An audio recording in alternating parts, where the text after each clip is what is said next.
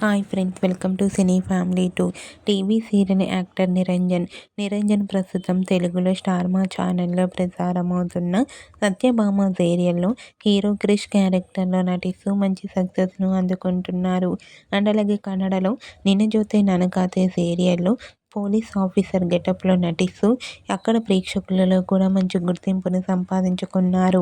నిరంజన్ ఈ 2 సీరియల్స్కి సంబంధించిన ప్రతి లేటెస్ట్ అప్డేట్స్ని ఎప్పటికప్పుడు షేర్ చేస్తూ ఉన్నారు.